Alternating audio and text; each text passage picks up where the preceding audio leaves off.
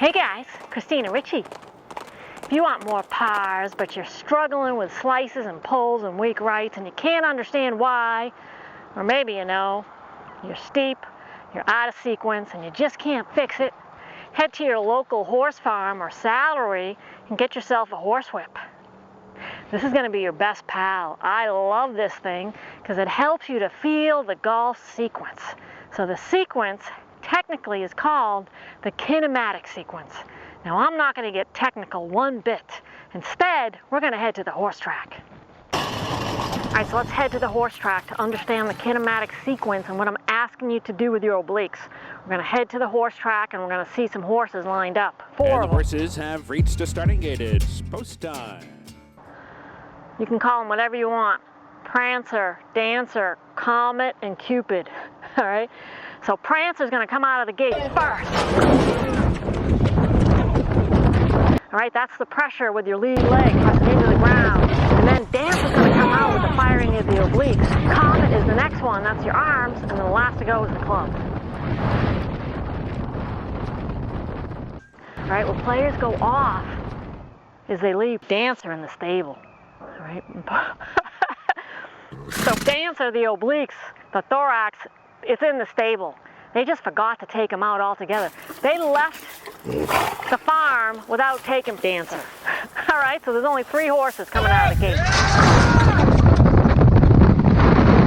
That's where players go off. Let's go ahead and take Prancer, Dancer, Comet, and Cupid out.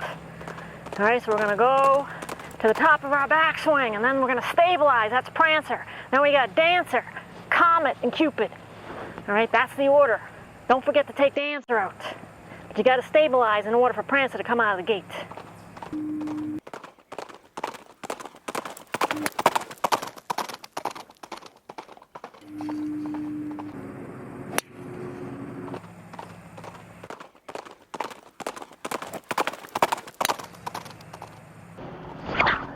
The golf swing is a whip. All right, what whips the club is the leveraging of the lower body, the stabilizing of that lower body, the firing of the obliques, the arm gets pinned, ricochets off the chest, and the last to go is the whip. All right, so this is a great way to practice. This tail here is the club head, this black part. All right, it's the last thing to come through the gate, through the finish line. All right, that's the club head.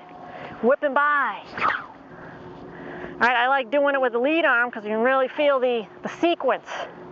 Players go off as they use their lower back or the hip to try to do it instead of the oblique, or they don't do anything and they just kind of swing from the top.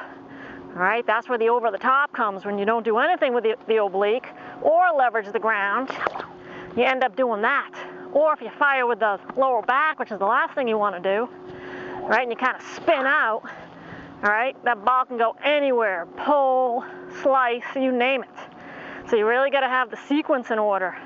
So get to the top here, brace yourself, fire with the oblique. All right, you know you're doing this right with the leverage when after you hit a few balls, you've got dark spots in the grass. All right, that tells me and you that you're actually leveraging the ground. All right, so I'm ripping up the ground here because that's what I'm using for leverage. Prancers first. All right, this is key. This is the downswing. All right, there are the feet. You gotta have this. If you don't have this, you're not leveraging the ground. All right, that's huge and a big deal. So then take your club, flip it upside down, and do the same thing. Oh man, that is not nearly as fun. I actually think a shaft is even better. Man, I like that horsewhip. Yeah, this is good. I like the shaft. All right, because then you get the whip sound. You got to turn, turn. All right, the more you rotate, all right, in a good backswing here, by not getting too level or moving your mass, the more you rotate, the more time you have to whip the club. All right, so that's when they talk about a good backswing.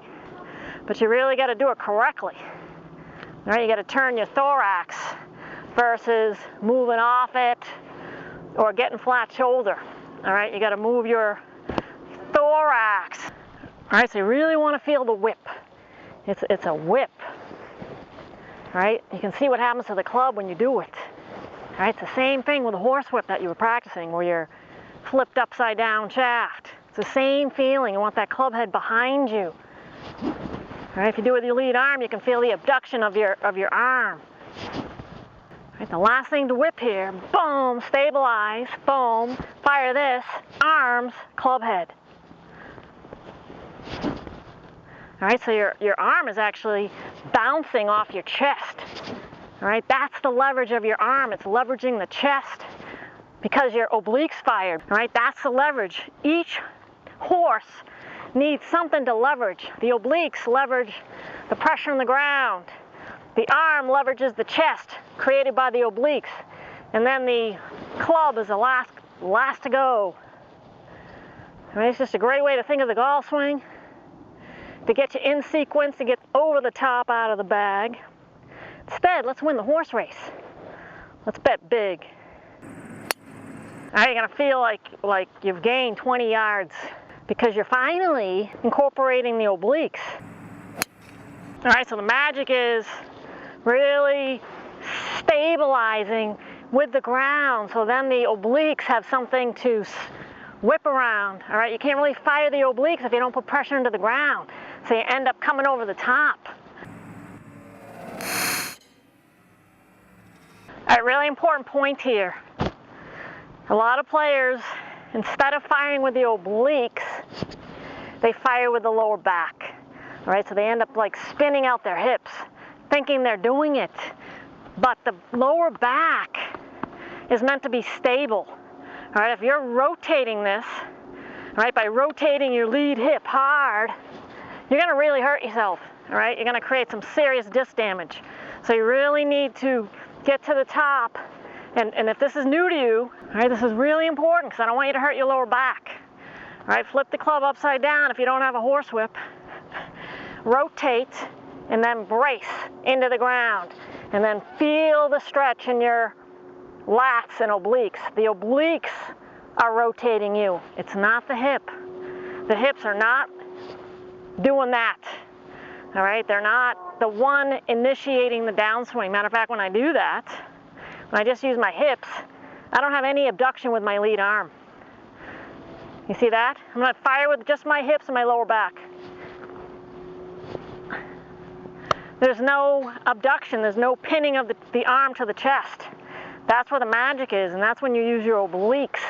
That's a byproduct. I'm using my obliques, and that pins the arm to the chest, which creates that leverage point for the arm to then whip off.